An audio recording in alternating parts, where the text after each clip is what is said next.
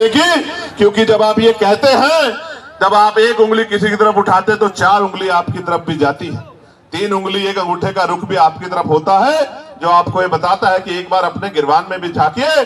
जो लोग 10% आर्थिक आधार पर आरक्षण लेते हैं, संविधान के विरोध में जो आया है, वो भी आरक्षण पे सवाल खड़ा कर सकते हैं। किस आधार पे, किस आधार पे? जो लोग सदियों से आरक्षण का लाभ लेते आ रहे हैं, तमाम संस्थानों पे काबिज हैं, जिन्होंने कमजोर वर्गों के लोगों को उनकी दुख तकलीफों के बाद, उनके भूखे पेट के बाद, जब उनकी बच्चों को तन ढकने का अधिकार नहीं था, जिन्होंने उनके आंसुओं के बाद भी, जिनके मुंह से एक शब्द भी हाय का भी नहीं निकला कि इनके साथ गलत हो रहा, वो हमसे सवाल कर रहे हैं। नहीं, आपको कोई अधिकार नहीं सवाल करने का। अगर सवाल करना चाहते हैं तो अपने अंदर पैदा करिए कि आपके अंदर न्याय की क्षमता है, आप न्याय प्रिय हैं, पहले साबित करिए, फिर आके सवाल कीजिए, हम आपके सारे सवालों का जवाब देंगे।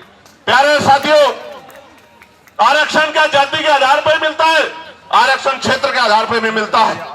आप जाके देखो, जम्मू कश्मीर में आरक्षण क्षेत्र के आधार पर मिलता है। आप जाके देखो, हिमाचल में आरक्षण क्षेत्र के आधार पर मिलता है। आप जाके देखो, उत्तराखंड में आरक्षण क्षेत्र के आधार पर मिलता है। कौन कहता है जाति के आधार पर मिलता है? आरक्षण उनको मिलता है जो पीछे रह गए हैं, जिनका प्रतित्व कम है। और इस देश का मैं गारंटी से कहता हूं, कास्ट सेंसस करा के आप लोग डेटा उठा के लाइए, आइए डिबेट कीजिए और बताइए आपकी संख्या कम है। मैं गारंटी देता हूं, मैं चंद्रशेखर आजाद जो लोकसभा का सदस्य है और आजाद समाज पार्टी भी मानवीय कार्यकर्ता, मैं वचन दे कहता हूं, अगर किसी विभाग में आपका आरक्षण कम हुआ, चाहे वो विधानसभा हो या लोकसभा हो या कोई भी विभाग हो, अगर आपका आरक्षण, आपका प्रतिशत कम हुआ, मैं वचन देकर कहता हूं कि दलित पिछड़ों की लड़ाई को पीछे छोड़ के पहले आपकी लड़ाई लड़ने का काम करेंगे। इस बात का मैं आपको विश्वास दिलाता हूं। मैं संविधान को मानने वाला व्यक्ति हूं, न्याय प्रिय व्यक्ति हूं, इसलिए आपसे कह रहा हूं।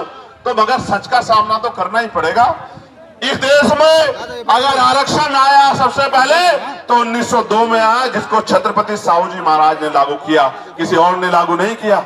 कुर्मी वंश के छत्रपति साहू जी महाराज ने लागू किया। उससे पहले तमाम न्यायप्रिय लोगों पे था अवसर, उन्होंने लागू नहीं। इस देश में अगर वोटिंग राइट मिला, इस देश के बहुसंख्यक लोगों को, बालुग लोगों को वैश्विक मताधिकार मिला, सार्वभौमिक मताधिकार मिला, इसका श्रेय अगर किसी को जाता है तो वो बाबा साहब अम्बेडकर को जाता है। आपको इतिहास पढ़ना चाहिए। 1919 से पहले इस देश में बहुत कम % लोग वोट करते थे। मोंटेगो